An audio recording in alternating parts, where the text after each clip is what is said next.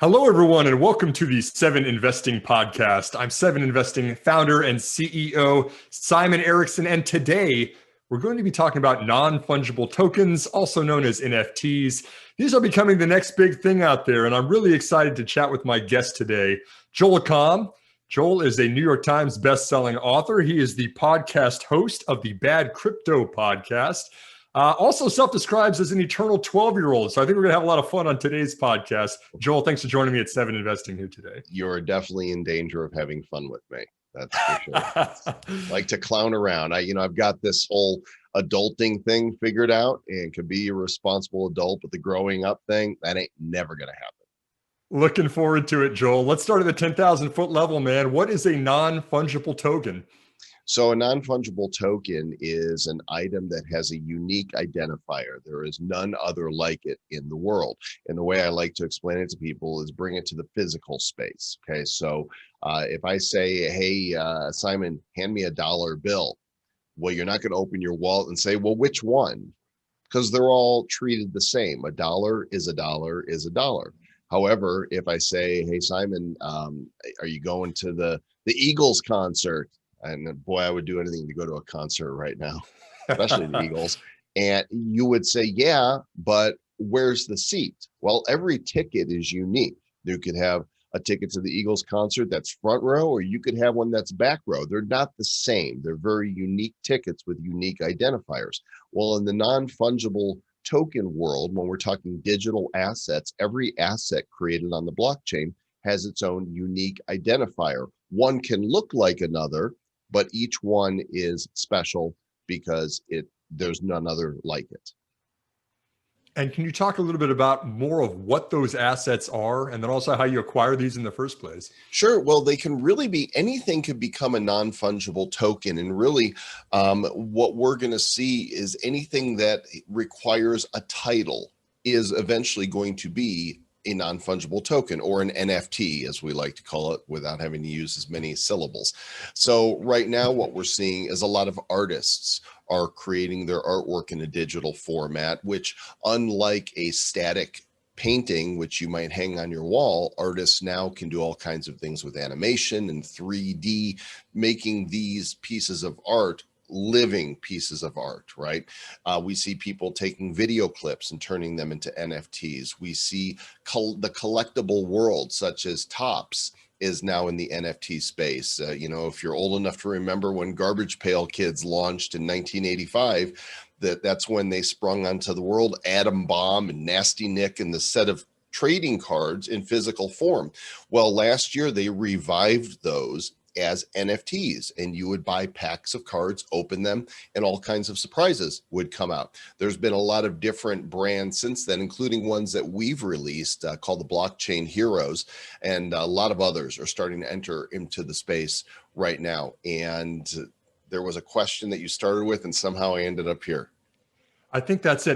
The other one was, how do you acquire them? You talked about blockchains. Yeah. How do you actually go about buying one of these? Yeah, so there's several different blockchains that are unique from one another. One of them is called Ethereum, and there's several places on the Ethereum blockchain. One site is called Super Rare.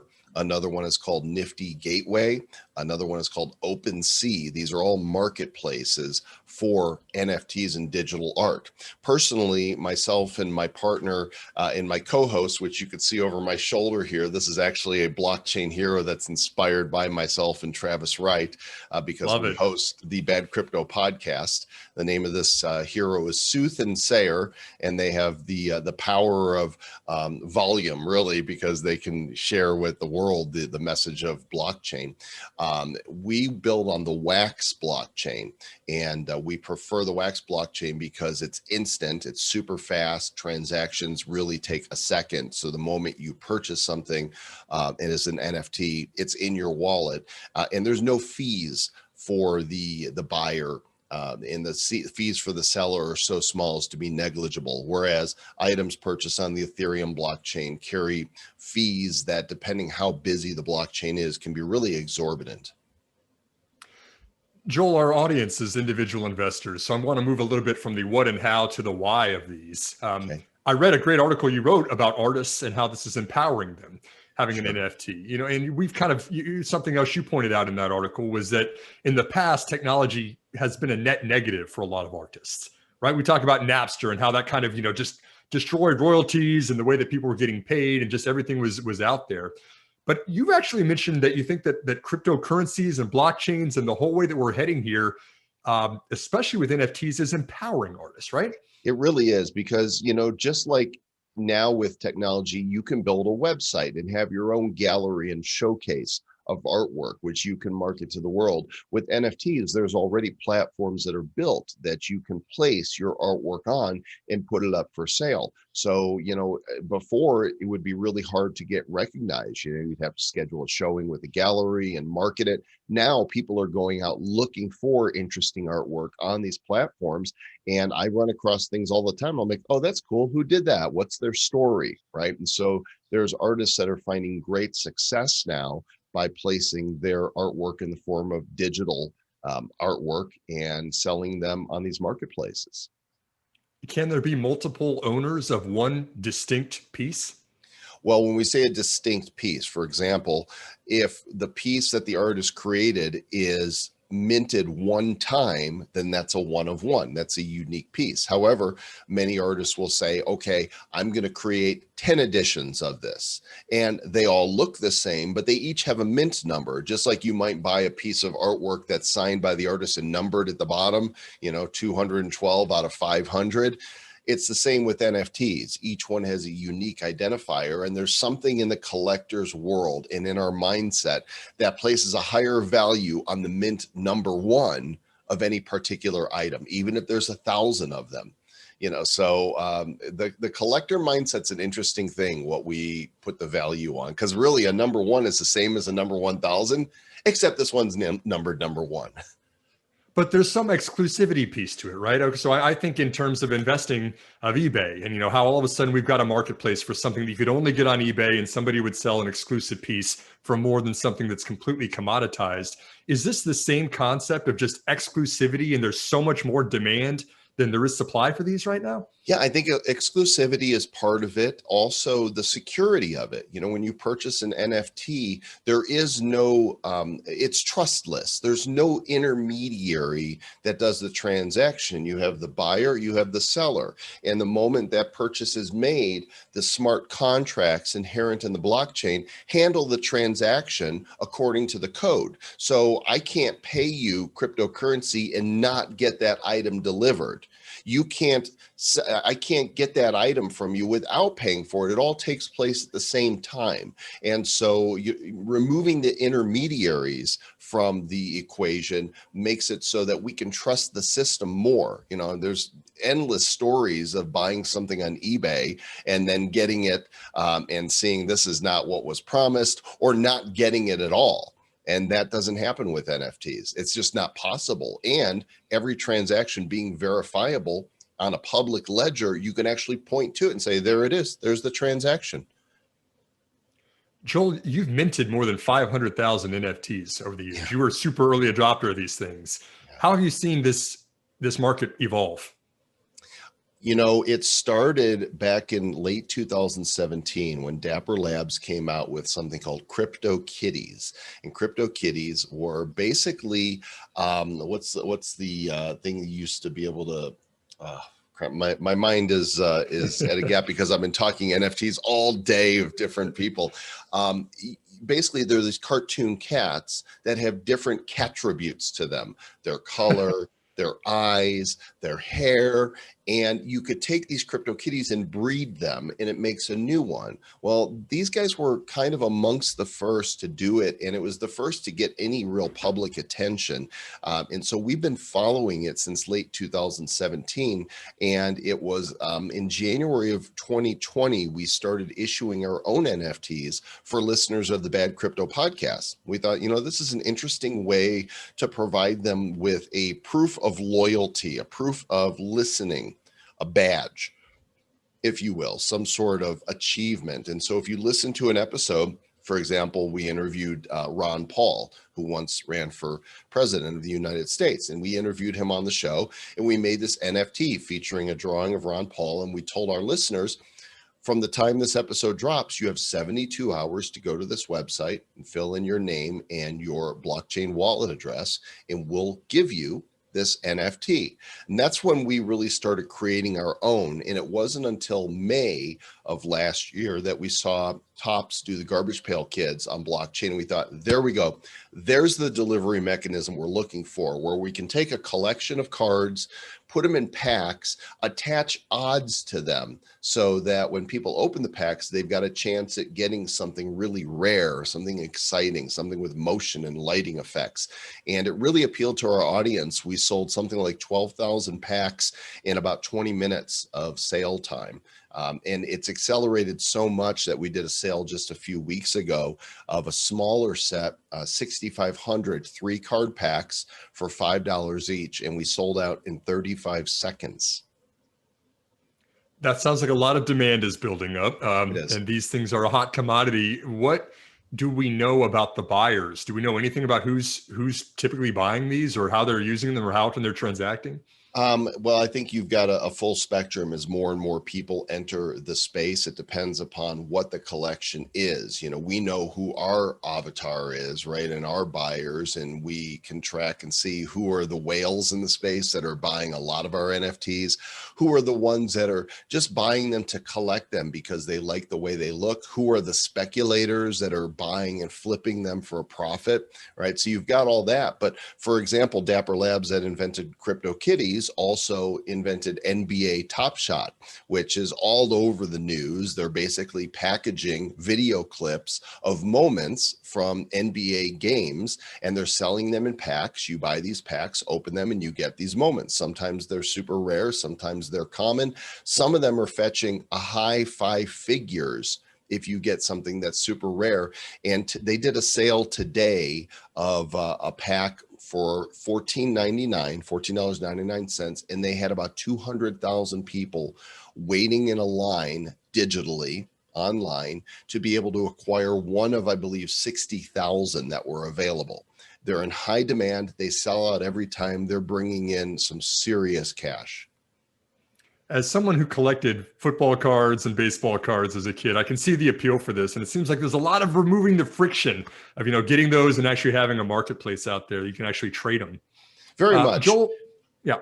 And as blockchain evolves and the tools become easier to use, I mean, there's still some friction there in, teaching people how to set up a wallet to hold your cryptocurrency, to be able to buy.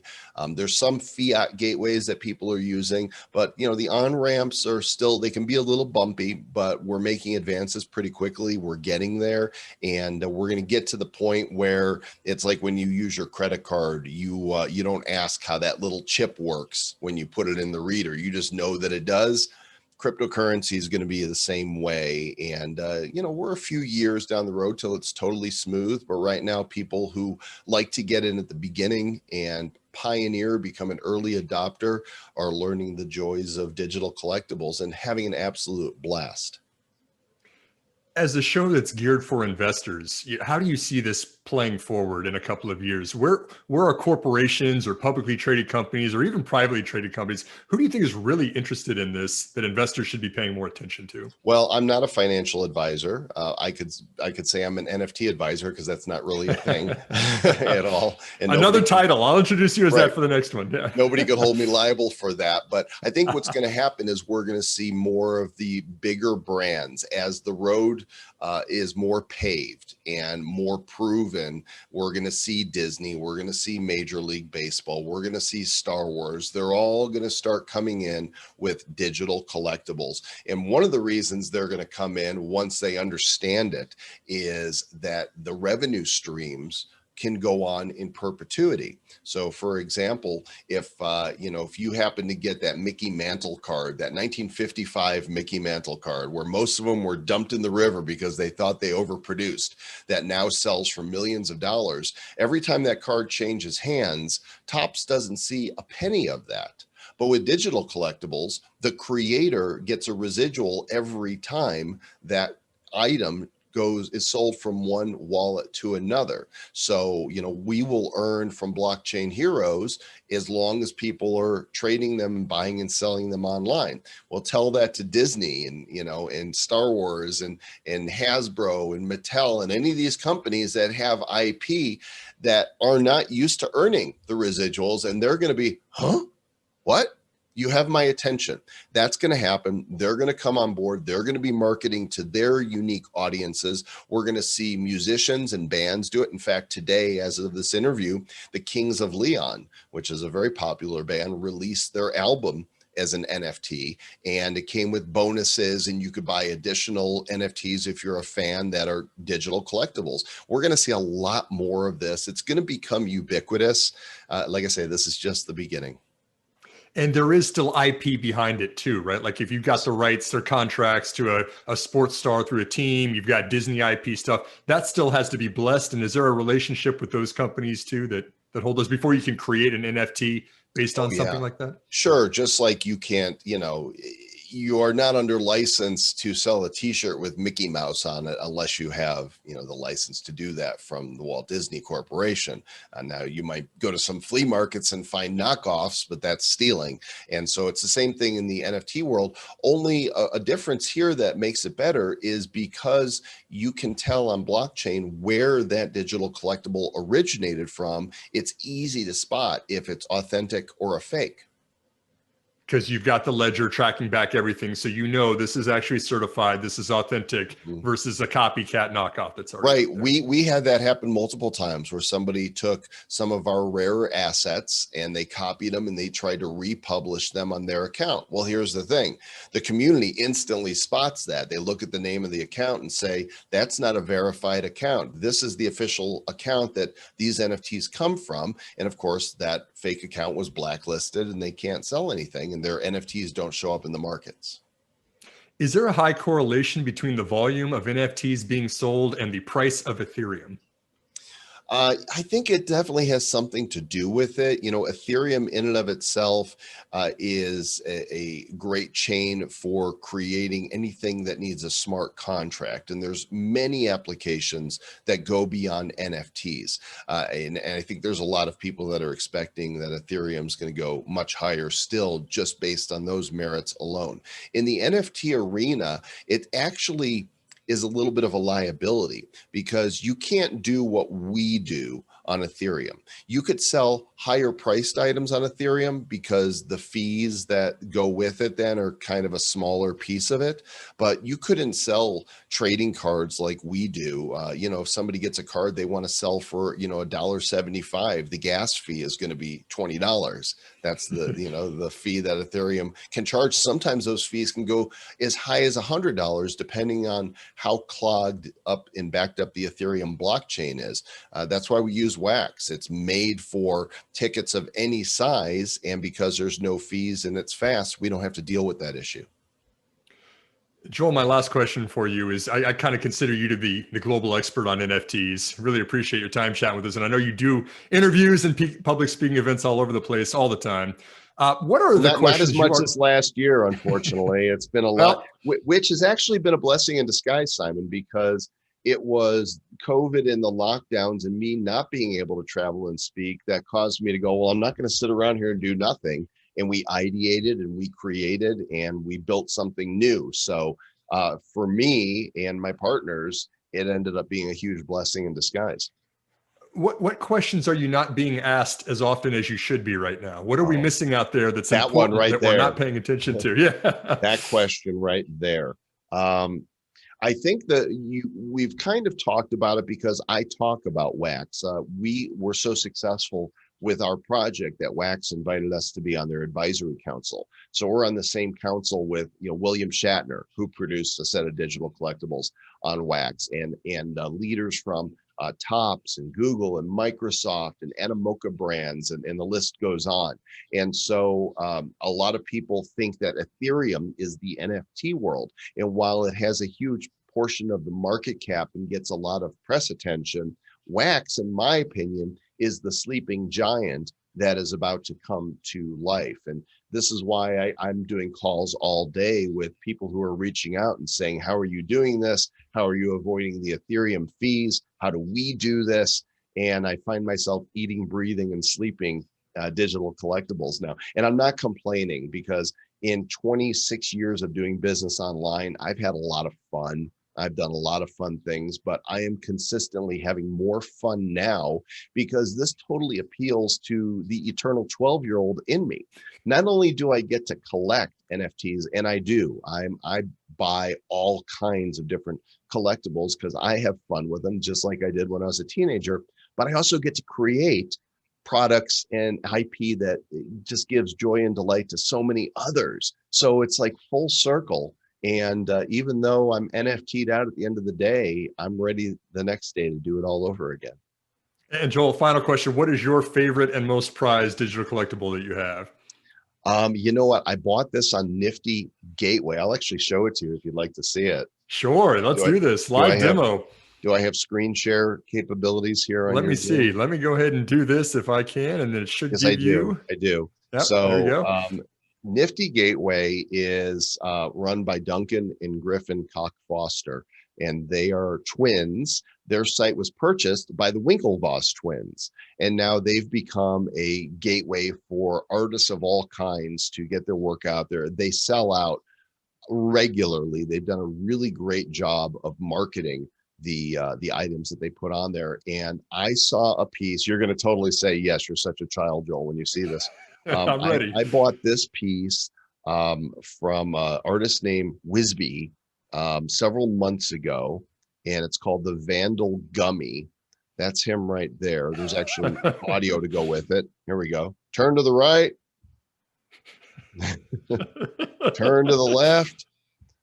There he goes, gets his picture taken. He actually made a bunch of these in different colors, 9 different colors, and there's only 9 of each. So I have number 6 of 9. And what's really interesting about this is I paid $999 for it. Somebody bought one for almost $18,000. In less than a couple of months there, in less than a few months. I'm not selling mine. I love it, and I can't wait to get a display that is made to display NFTs, because instead of just hanging a static picture on my wall, imagine the day where you go to your app on your phone, you say, oh, I want this piece of art and this piece of art, and I want them to sequence every 15 minutes, right? And it's up there on your wall in this beautiful HD display. And you're going to be able to personalize the experience that you have and that your guests have in your living space by the art that you own on the blockchain that you can display. Joel, I'm looking forward to this. It seems like there's a lot of creativity about to be unleashed through NFTs. I appreciate your time here with 7 Investing. Sure thing. And I'd like to mention that we actually cover NFTs every week on a live show called The Nifty Show. It's every Friday at 5 p.m. Eastern, 2 o'clock Pacific at nifty.show/YouTube. And we're interviewing people in the space and seeing what the latest projects are all the time. And we'd love to welcome your listeners as well. Yeah. And you also have another podcast too, Bad Crypto as well, right? Yeah. We do all of these things you see around me are brands that we are producing, and there's so much happening right now, and it just seems to be multiplying. Pretty soon it's going to take over the screen, and I'll walk over there and just talk so you can see all the cool stuff we're working on. Smaller font as they start building out more and more. Yeah. Joel, thanks very much for the time with 7 Investing. Really appreciate you having you on the show. Thanks, Simon. And thanks for teaching us about NFTs today. Thank you for tuning in to our 7 Investing podcast. We are here to empower you to invest in the future. We are 7 Investing.